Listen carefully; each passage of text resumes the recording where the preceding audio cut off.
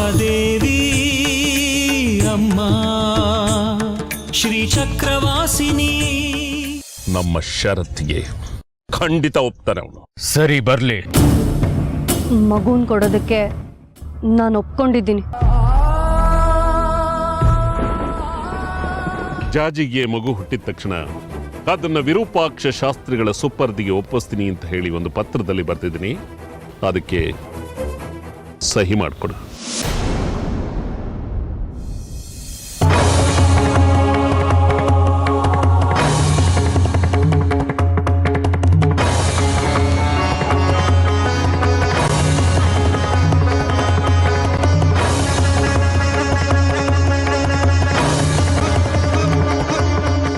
ಶ್ರೀ ತ್ರಿಪುರ ಸುಂದರಿ ಅಮ್ಮನವರ ಸಮ್ಮುಖದಲ್ಲಿ ಮಾಡಿಕೊಂಡ ಒಪ್ಪಂದ.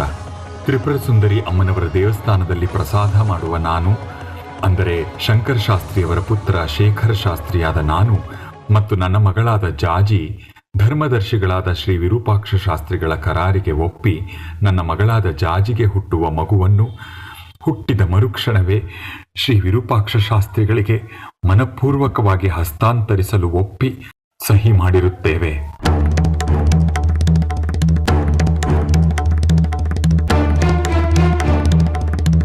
ಜಾಜಿ, ನೀನು ಕೂಡ ಇದಕ್ಕೆ ಸಹಿ ಹಾಕಬೇಕು. ಸರಿ ಶಾಸ್ತ್ರಿಗಳೇ.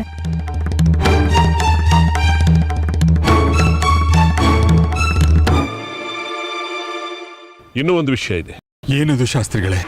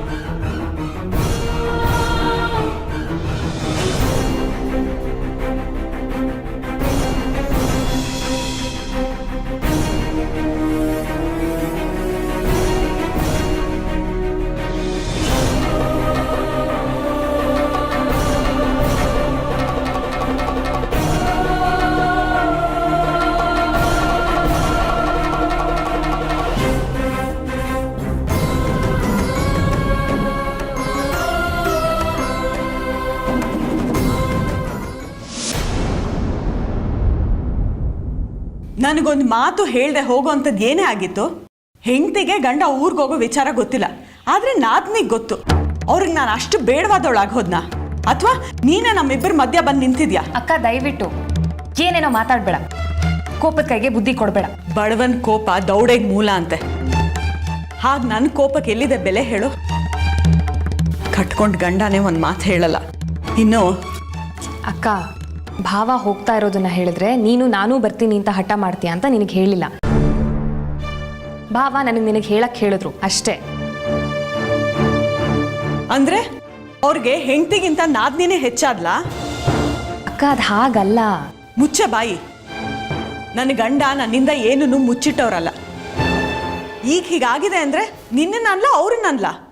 ನೋಡು, ನೀನು ಯಾವುದಕ್ಕೋ ಏನೇನೋ ಸಂಬಂಧ ಕಲ್ಪಿಸಿ ಮಾತಾಡ್ತಾ ಇದೀಯಾ, ಇದು ಸರಿಯಲ್ಲ. ಕ್ಷೇತ್ರ ದರ್ಶನ ಅನ್ನೋದು ನಮ್ಮ ಬದುಕಿನಲ್ಲಿ ಒಂದು ದೊಡ್ಡ ದುರಂತ ಆಗೋಯ್ತು. ಬದುಕೆ ರಾಡಿ ಆಗೋಯ್ತು.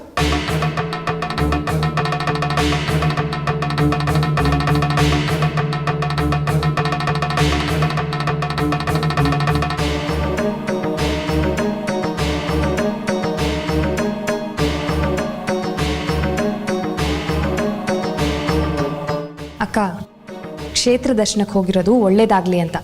ಅಪಶಕನ ಮಾತಾಡಬೇಡ ನೀನು.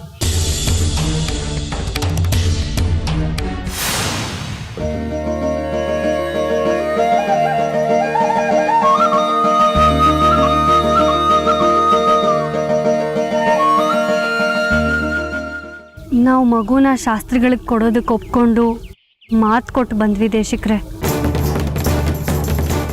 ಹಾಗಂತ ಬರೆದ ಪತ್ರಕ್ಕೆ ಅವ್ರ ಸಹಿನೂ ಹಾಕಿಸ್ಕೊಂಡ್ರು. ನಂಗೆ ಗೊತ್ತು ದೇಶಿಕ್ರೆ, ಇದರಿಂದ ನಿಮ್ಮ ಮನಸ್ಸಿಗೆ ಬೇಜಾರಾಗಿದೆ. ಆದರೆ ನಾವಾದರೂ ಏನು ಮಾಡೋಕ್ಕಾಗ್ತಿತ್ತು? ವಿರೂಪಾಕ್ಷ ಶಾಸ್ತ್ರಿಗಳು ನಾವು ಕೊಟ್ರೇನೆ ಅವ್ರು ಕೊಡೋದು ಅಂತ ಹಠ ಹಿಡಿದ್ರು. ಅಲ್ಲದೆ ನಮಗೂ ನಮ್ಮ ಕೆಲಸ ಆಗಬೇಕಿತ್ತಲ್ಲ. ಅವ್ರ ಕೆಲಸ ಆಗಬೇಕಾಗಿತ್ತು. ಅವ್ರ ಕೆಲಸನ ನಾನು ಮಗು ಕೊಡೋದ್ರಿಂದ ಅವ್ರಿಗೇನು ಕೆಲಸ ಆಗುತ್ತೆ?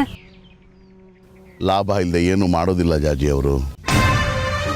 ಏನೋ ಒಂದು ಯೋಜನೆ ಹಾಕಿರ್ತಾರೆ, ಅದಕ್ಕೆ ಮಗುನ ಕೇಳಿರ್ತಾರೆ.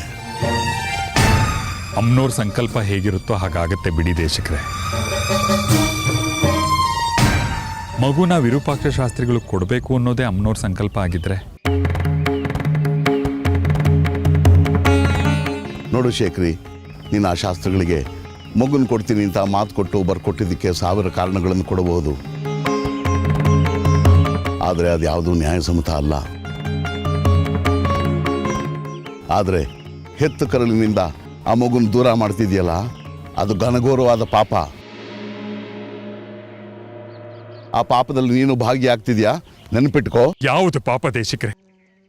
ಈಗಾಗಲೇ ಒಬ್ಬ ಮಗಳನ್ನ ಕಳ್ಕೊಂಡ ನತದೃಷ್ಟ ತಂದೆ ನಾನು. ಆ ನೋವು ನನಗಿಂತ ಇನ್ಯಾರಕ್ಕೆ ಚೆನ್ನಾಗಿ ಗೊತ್ತಿರುತ್ತೆ ಹೇಳಿ? ಹಾಗಂತ ನಿನ್ನ ಮಗಳಿಗೂ ಆ ನೋವು ಕೊಡಬೇಕು ಅಂತಾನಾ? ಹಾಗಲ್ಲ, ಆದರೆ ಇವಳಿಗೆ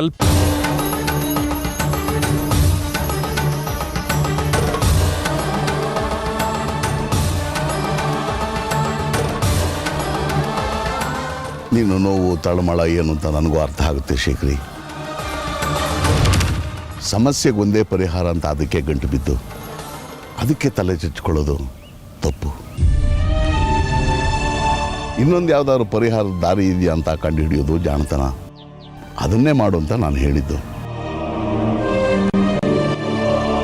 ನಿಮ್ಮಿಬ್ಬರಿಗೂ ಗಿಣಿಗೆ ಹೇಳ್ದಂಗೆ ಹೇಳಿದ್ನಲ್ಲ. ಆದರೂ ನನ್ನ ಮಾತು ಕೇಳಿದೆ, ಅವ್ರ ಮಾತಿಗೆ ಒಪ್ಪಿಗೆ ಕೊಟ್ಟು ಬಂದಿದ್ದೀರಲ್ಲ.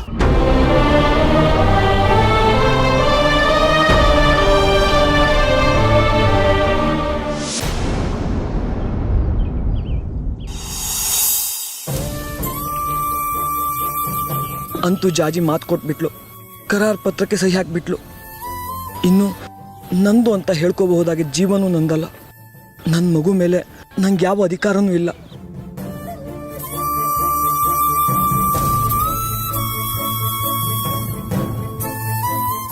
ಯಾಕೆ ಹೀಗೆ ಮಾಡಿದೆ ಜಾಜಿ? ನಮ್ಮ ಮಗುನ ಅವ್ರಿಗೆ ಕೊಡ್ತೀನಿ ಅಂತ ಮಾತು ಕೊಟ್ಟು ಕ್ಷೇತ್ರ ದರ್ಶನ ಮಾಡಬೇಕಾದ ಅವಶ್ಯಕತೆ ಇತ್ತ? ನಾನು ಸೋತೋದೆ.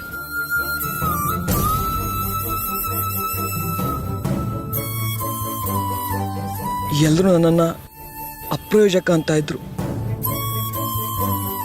ದಡ್ಡ ಅಂತ ಹೀಯಾಳಿಸ್ತಾ ಇದ್ರು. ಆದ್ರೆ ಅದೇ ಸರಿ, ಅವ್ರು ಹೇಳ್ತಾ ಇದ್ದಿದ್ದೆ ಸರಿ ಅಂತ ನೀನು ಒಪ್ಪಿಟ್ಟಿಯಲ್ಲ ಜಾಜಿ. ಹಾಗಾದ್ರೆ ಈ ದಡ್ಡನಿಗೆ ಪೆದ್ದನಿಗೆ ತನ್ನ ಮಗು ಮೇಲೆ ಅಧಿಕಾರ ಇಲ್ವಾ?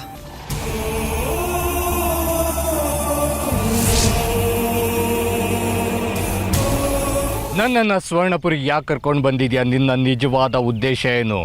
ನಿನಗೆ ನಾನು ಅದನ್ನು ಹೇಳೇನೆ ಇಲ್ಲಿ ಕರ್ಕೊಂಬಂದಿರೋದು.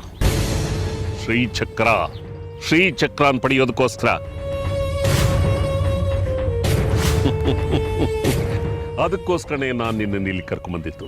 ಇನ್ನೇನು, ಶೇಖ್ರಿ ಹಾಗೂ ಜಾಜಿ ಹತ್ರ ಮಾತು ತಗೊಂಡಾಯ್ತು, ಕರಾರು ಪತ್ರಕ್ಕೂ ಸಹಿ ಹಾಕ್ಸ್ಕೊಂಡಾಯ್ತು. ಇನ್ನು ಶ್ರೀಚಕ್ರ ಸಿಕ್ಕ ಹಾಗೆ. ಗೊತ್ತಾಯ್ತಲ್ಲ ನನ್ನ ಉದ್ದೇಶ ಮತ್ತೆ ಅದನ್ನ ದಕ್ಕಿಸ್ಕೊಳ್ಳೋ ರೀತಿ. ನಾನ್ ಬಂದ ಕೆಲಸ ಆಯ್ತು, ಶ್ರೀಚಕ್ರ ನಮ್ದು ಅಂತಾನೂ ಆಯ್ತು. ನಾನು ಇನ್ನು ಹೊರಡ್ಬೋದಲ್ಲ. ನೀನು ಹೋಗೋ ಹಾಗಿಲ್ಲ ಕಡ್ಕಿ. ಶ್ರೀಚಕ್ರದ ಕೆಲಸ ಆದ್ಮೇಲೆ ಯಾಕೆ ಇನ್ನು ಇಲ್ಲೇ ಇರ್ಲಿ ವಿರೂಪಾಕ್ಷ?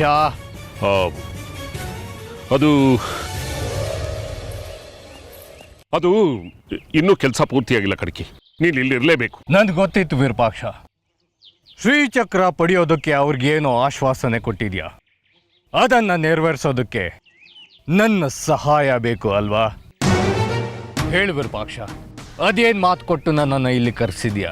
ಅವ್ರಿಗೆ ಕ್ಷೇತ್ರ ದರ್ಶನ ಮಾಡಿಸ್ತೀನಿ ಅಂತ ಆಶ್ವಾಸನೆ ಕೊಟ್ಟಿದ್ದೀನಿ. ಅದಕ್ಕೂ ನನಗೂ ಏನ್ ಸಂಬಂಧ? ಸಂಬಂಧ ಇದೆ ಕಡ್ಕಿ. ಪೂರ್ವಾಶ್ರಮಕ್ಕೆ ಎದಕ್ಬೇಡ ವಿರೂಪಾಕ್ಷ. 10 ವರ್ಷಗಳಿಂದ ತನ್ನನ್ನು ತಾನು ದೇವಸ್ಥಾನದೊಳಗೆ ಬಂಧಿಸ್ಕೊಂಡಿರೋ ಸಮುದ್ಯತ ಬಾಗ್ಲು ತೆರೆಯೋಲ್ಲ, ಕ್ಷೇತ್ರ ದರ್ಶನ ಆಗುತ್ತೆ. ಕ್ಷೇತ್ರ ದರ್ಶನನೂ ಆಗುತ್ತೆ, ಶ್ರೀಚಕ್ರನೂ ಸಿಗುತ್ತೆ. ಅದಕ್ಕೆ ನೀನು ದೊಡ್ಡ ಮನಸ್ಸು ಮಾಡ್ಬೇಕಷ್ಟೇ. ಅಂದ್ರೆ ನೀನು ಸಮುದ್ರ ತಾಕತ್ತಿಗೆ ತಾಳಿ ಕಟ್ಟಬೇಕು, ಅವಳನ್ನು ಮದುವೆ ಆಗ್ಬೇಕು. ಆಗ ಅವಳು ಹೊರಗಡೆ ಬರ್ತಾಳೆ, ಬಾಗಿಲು ತೆಗಿತಾಳೆ. ಜಾಜಿ ಬಂಗಾರಿಗೆ ಕ್ಷೇತ್ರ ದರ್ಶನನೂ ಆಗುತ್ತೆ, ನನಗೆ ನಿನಗೆ ಶ್ರೀಚಕ್ರ ಸಿಗುತ್ತೆ. ಎಲ್ಲ ಸಾಧ್ಯ ಇಲ್ಲ ವಿರೂಪಾಕ್ಷ. ನೀನ್ ಹೆಣದ ಮೋಸದ ಬಲೆಗೆ ನಾನು ಬೀಳೋದಿಲ್ಲ. ನಿನ್ನ ಪೂರ್ವಾಶ್ರಮದ ಪಾಪಕ್ಕೆ ಪ್ರಾಯಶ್ಚಿತ್ತ ಅನ್ಕೋ ಕಡೆಗೆ. ವಿರೂಪಾಕ್ಷ,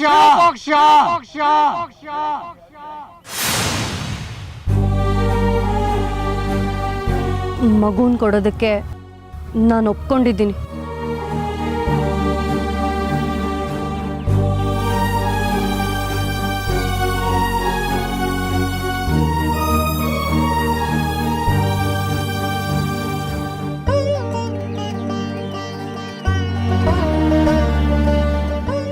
ಬಂಗಾರಿ, ಯಾಕೋ ಇಲ್ಲಿ ಬಂದು ಕೂತಿದ್ಯಾ?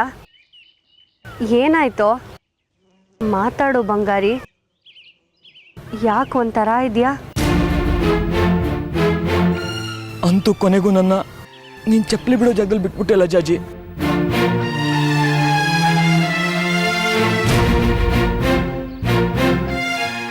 ನಿಂಗೂ ನಾನು ಬೇಡ ಆಗ್ಬಿಟ್ಟಲ್ಲೋ ಜಾಜಿ.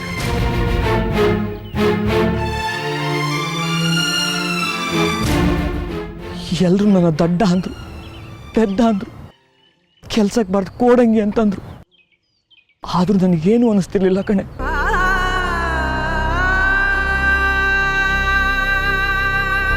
ಆದರೆ ಇವತ್ತು ನೀನು ಧಿಕ್ಕರಿಸೋಗ್ಬಿಟ್ಟಿಯಲ್ಲ. ಇವತ್ತು ಈ ಬಂಗಾರಿ ಸತ್ತ. ಇಡೀ ಜೀವಮಾನದಲ್ಲಿ ಯಾರೂ ನನ್ನ ಮನುಷ್ಯ ಅಂತ ನೋಡೇ ಇಲ್ಲ.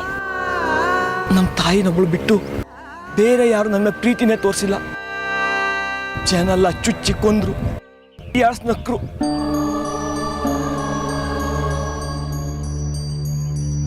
ಅಂತ ನನ್ನ ಬದುಕಿಗೆ ಸ್ನೇಹ ತೋರಿಸ್ದವಳು ಸುಂದ್ರಿ, ಪ್ರೀತಿ ತೋರಿಸ್ದವಳು ನೀನು. ಎಲ್ಲರ ವಿರೋಧ ಇದ್ದಾಗ ನೀನು ನನ್ನ ಮದುವೆ ಇದೆಯಲ್ಲ, ಆ ಕ್ಷಣ ಈ ಬಂಗಾರಿ ತುಂಬ ಸಂತೋಷಪಟ್ಟ. ನೀನು ನನ್ನ ಬದುಕಿ ಕಾಲಿಟ್ಟಾಗ ಪ್ರಪಂಚನೇ ಗೆದ್ದ ಸಂತೋಷ ಆಯಿತು ಕಣೆ. ಏನೆಲ್ಲ ಕನ್ಸ್ಕೊಂಡೆ ಗೊತ್ತಾ? ನಮ್ಮಮ್ಮ ಒಪ್ಕೋತಾಳೆ, ಮತ್ತೆ ಮನೆ ಸೇರಿಸ್ತಾಳೆ. ನಾನು, ನೀನು, ನಮ್ಮಮ್ಮ ಮೂರದ್ದೇ ಪುಟ್ಟ ಸಂಸಾರ. ಆ ಸಂಸಾರಕ್ಕೊಂದು ಪುಟ್ಟ ಮಗು.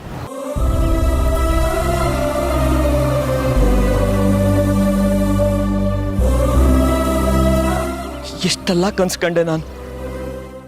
ಅದೆಲ್ಲ ಕನ್ನಡಿಯೊಳಗಿನ ಗಂಟು, ಆಕಾಶದ ನಕ್ಷತ್ರ, ಕೈಗೆಟಕದ ತಾರೆಗೆ ಬಂಗಾರಿ ಆಸೆ ಪಡ್ತಿದ್ದಾನೆ ಅನ್ನೋದನ್ನ ಒಂದು ಕ್ಷಣದಲ್ಲಿ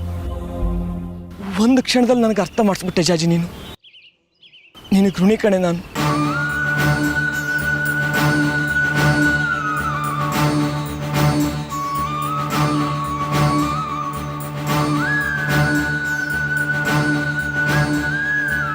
ಆ ಕಡೆ ನಮ್ಮಮ್ಮನೂ ಒಪ್ಪಲಿಲ್ಲ, ಈ ಕಡೆ ನಂದು ಅಂತ ಬರೋ ಜೀವ ನನ್ನ ಮಗುನೂ ನಂದಲ್ಲ. ಎಂಥ ವ್ಯರ್ಥ ಬದುಕಾಗೋಯ್ತು.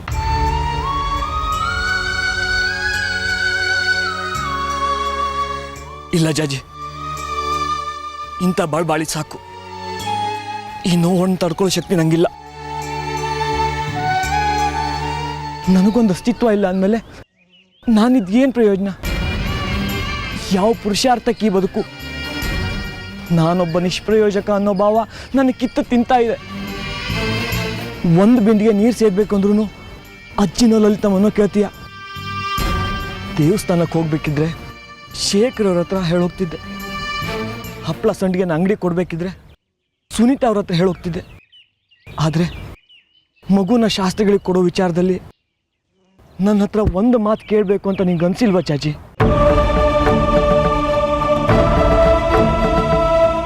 ಕೊನೆ ಪಕ್ಷ ಆ ಮಗುವಿನ ತಂದೆ ಅನ್ನೋ ಕಾರಣಕ್ಕಾದರೂ ಕೇಳ್ಬೋದಿತ್ತಲ್ವಾ? ಆ ಮಗು ಮೇಲೆ ನಿಮ್ಗೆ ಎಷ್ಟು ಅಧಿಕಾರ ಇದೆಯೋ ನನಗೂ ಅಷ್ಟೇ ಅಧಿಕಾರ ಇಲ್ವಾ ಚಾಜಿ? ಯಾಕೆ ಹಿಂಗೆ ಮಾಡಿದೆ? ನಾನು ಯಾವ ತಪ್ಪಿಗೆ ಶಿಕ್ಷೆ? ಅಥವಾ ಈ ಚಪ್ಪಲಿ ಕಾಯೋನ ಹತ್ರ ಏನು ಅಪ್ಪಣೆ ಕೇಳೋದು ಅಂತನಾ?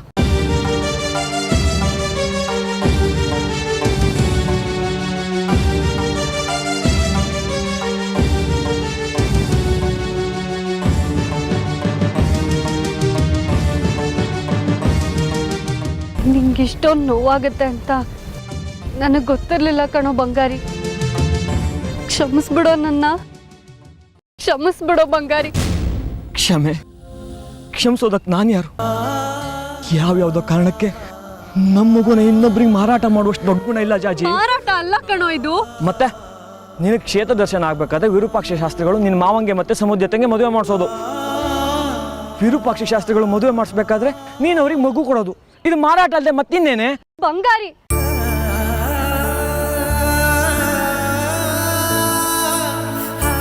ಈಗಲೂ ಕಾಲ ಮಿಂಚಿಲ್ಲ ಜಾಜಿ. ಒಂದೇ ಒಂದು ಮಾತು ಮಗುನ್ ಕೊಡಲ್ಲ ಅಂತ ಹೇಳು.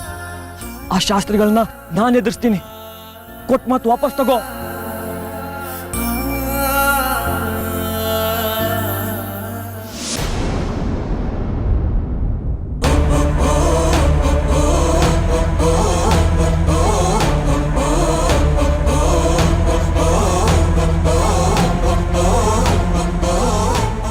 ಇಲ್ಲ ಕಣೋ, ಇದೊಂದು ಮಾತ್ರ ಸಾಧ್ಯ ಇಲ್ಲ. ಇದು ಅಮ್ಮನವ್ರ ಕೆಲಸ. ಅಮ್ಮನವ್ರ ಕೆಲಸ ಆಗಬೇಕು ಅಂದರೆ ನಾವು ಈ ತ್ಯಾಗ ಮಾಡಲೇಬೇಕು.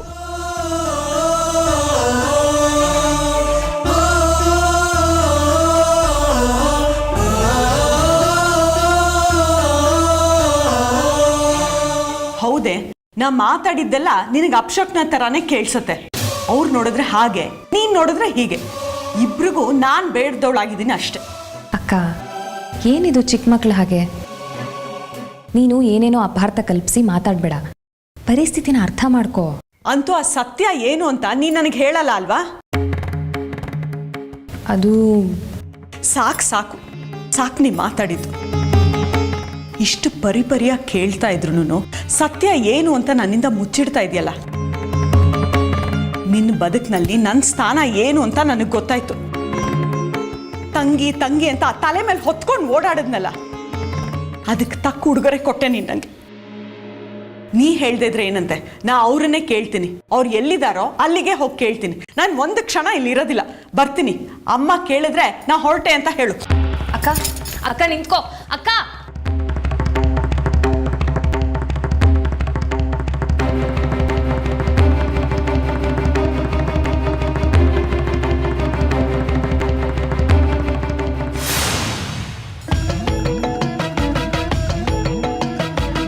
ಜಾಜಿ,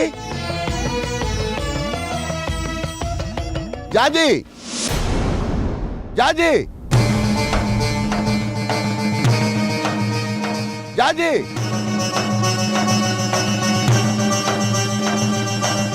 ಯಾಕೆ ದೇಶಕ್ರೆ ಗಾಬರಿ ಆಗಿದ್ದೀರಾ? ಏನಾಯ್ತು? ಏನಾದರೂ ಸಮಸ್ಯೆನಾ? ಸಮಸ್ಯೆ ಅಲ್ಲ ತಾಯಿ, ದೊಡ್ಡ ಕಂಟಕ. ನಿನ್ನ ಹತ್ರ ಮಾತಾಡ್ಬೇಕಾಯ್ತು. ಆದ್ರೆ ಅವಾಗ ನಿಮ್ಮಪ್ಪ ಶೇಖರಿ ಅಲ್ಲಿದ್ದ. ಅದಕ್ಕೆ ಆಗ ಅವನ ಎದುರುಗಡೆ ಮಾತಾಡೋಕ್ಕಾಗಲಿಲ್ಲ. ಯಾವ ವಿಷಯದ ಬಗ್ಗೆ ದೇಶಕ್ರೆ? ನೀನು ವಿರೂಪಾಕ್ಷ ಶಾಸ್ತ್ರಿಗಳಿಗೆ ಮಾತು ಕೊಟ್ಟ ಬಗ್ಗೆ. ನೀನು ನಿಮ್ಮಪ್ಪ ಮಾಡಿರೋ ಈ ಕೆಲಸದಿಂದ ನಾನು ಎಷ್ಟು ಗಾಬರಿ ಆಗಿದ್ದೀನಿ ಗೊತ್ತಾ ನಿನಗೆ? ಏನಾಯ್ತು ಅಂತ ಬಿಡಿಸಿ ಹೇಳಿ ದೇಶಕ್ರೆ. ಎಷ್ಟು ಬಿಡಿಸಿ ಹೇಳಿದ್ರು ನಿನಗೂ ಅರ್ಥ ಆಗಲಿಲ್ಲ, ಆ ಶೇಖರಿಗೂ ಅರ್ಥ ಆಗಲಿಲ್ಲ. ಅವನಿಗೇನೋ ಆ ಮಗು ಮೊಮ್ಮಗು, ಆದರೆ ನಿನಗೆ ಅದು ಸ್ವಂತ ಮಗು. ಅದು ಹೇಗೆ ನೀನು ಕ್ಷೇತ್ರ ದರ್ಶನಕ್ಕೆ ಆ ಮಗುನ ಒತ್ತೆ ಇಟ್ಬಿಟ್ಟಿಯಮ್ಮ? ಬೇರೆ ದಾರಿ ಏನಿತ್ತು ದೇಶಕ್ರೆ ನನಗೆ? ದಾರಿ ಇರೋದಿಲ್ಲ. ನಾವು ಹುಡುಕೋವರೆಗೂ ಅಂಥ ದಾರಿ ಸಿಗೋದಿಲ್ಲ. ಅಲ್ಲಮ್ಮ ಜಾಜಿ, ನಾನು ಅಷ್ಟು ಹೇಳಿದ್ರು ನೀನು ಯಾಕಮ್ಮ ಅಂತ ತಪ್ಪು ನಿರ್ಧಾರಕ್ಕೆ ಒಪ್ಪಿಗೆ ಕೊಟ್ಬಿಟ್ಟೆ? ನಿನ್ನ ಹತ್ರ, ಬಂಗಾರಿ ಹತ್ರ, ಆ ಶ್ರೀಮತಿಯವರು ಇಷ್ಟೆಲ್ಲ ವ್ರತಗಳನ್ನು ಮಾಡಿಸಿದ್ದೇಕೆ? ನಿನ್ನ ಹೊಟ್ಟೆಲಿ ಹುಟ್ಟೋ ಮಗು ಅಷ್ಟು ವಿಶೇಷವಾದದ್ದು ಅಂತ ತಾನೆ? ಅಷ್ಟೆಲ್ಲ ಗೊತ್ತಿದ್ದು ಹೀಗೆ ಮಾಡಿಬಿಟ್ಟಿದೆಯಲ್ಲ ತಾಯಿ. ಆದರೆ ನಾನೇನು ಮಾಡಲಿ ದೇಶಕ್ರೆ? ಕ್ಷೇತ್ರ ದರ್ಶನ ಆಗಬೇಕು ಅಂದರೆ ನಾನು ಇದನ್ನು ಮಾಡಲೇಬೇಕಿತ್ತಲ್ವಾ? ನೀನು ತಪ್ಪು ಮಾಡಿಬಿಟ್ಟೆ ಜಾಜಿ. ನಿಮ್ಮ ಅಪ್ಪನ ಮಾತನ್ನು ಕೇಳಿ ನೀನು ತಪ್ಪು ಮಾಡಿಬಿಟ್ಟೆ. ನಿಮ್ಮಪ್ಪ ಶೇಖರಿ ಮಾತು ಕೇಳೋದನ್ನು ಬಿಟ್ಟು ನಿನ್ನ ಗಂಡ ಬಂಗಾರಿ ಮಾತು ಕೇಳಬೇಕಾಗಿತ್ತು ನೀನು. ಅವನಾದರೂ ನಿನಗೊಂದು ಸರಿಯಾದ ದಾರಿ ತೋರಿಸ್ತಿದ್ದ. ಆ ಬಂಗಾರಿ ಮಾತನ್ನು ಕೇಳದೆ ಶಾಸ್ತ್ರಗಳಿಗೆ ಮಾತು ಕೊಟ್ಬಿಟ್ಟೆ. ಮಗು ಮೇಲೆ ನಿಮಗೆ ಇಷ್ಟು ಕಾಳಜಿ ಇರಬೇಕಾದ್ರೆ ಅದರ 10ರಷ್ಟು ಕಾಳಜಿ ನನಗಿದೆ ದೇಶಕ್ರೆ. ಅದು ನನ್ನ ಮಗು, ನನ್ನ ಹೊಟ್ಟೆಲಿ ಹುಟ್ಟೋ ಮಗು. ಅದನ್ನು ಇನ್ನೊಬ್ಬರು ಪಾಲ್ ಮಾಡೋದಕ್ಕೆ ನನಗೆ ಆಸೆನಾ? ಆದರೆ ಇಲ್ಲಿನ ಸನ್ನಿವೇಶ ಹೇಗಿದೆ ಅಂತ ನಿನಗೆ ಗೊತ್ತಲ್ವಾ? ಜಾಜಿ, ನೀನ್ ಇಲ್ಲಿದ್ಯಾ? ಇಲ್ಲೇನ್ ಮಾಡ್ತಿದ್ಯಾ? ಯಾಕಪ್ಪ, ಏನಾಯ್ತು? ನಿನ್ನ ಬಂಗಾರಿ ಮಧ್ಯೆ ಏನಾದ್ರೂ ಜಗಳ ಆಯ್ತಾ? ಯಾಕೆ ಕೇಳ್ತಿದ್ದೀರಾ? ನಿಮ್ಮಿಬ್ರು ಮಧ್ಯೆ ಜಗಳ ಆಯ್ತಾ ಮೊದಲು ಹೇಳು. ಅಪ್ಪ ಅದು ಮಗುನ ಶಾಸ್ತ್ರಿಗಳಿಗೆ ಕೊಡೋ ವಿಷಯದಲ್ಲಿ ನನಗೆ ಅವನಿಗೆ ಸ್ವಲ್ಪ ಮಾತುಕತೆ ಆಯಿತು. ಆಗ ಅವನು ಬೇಜಾರಲ್ಲಿದ್ದ. ಅದಕ್ಕೆ ಇರಬೇಕು, ಮುನಿಸ್ಕೊಂಡು ಎಲ್ಲಿಗೋ ಹೋಗ್ತಾ ಇದ್ದಾನೆ.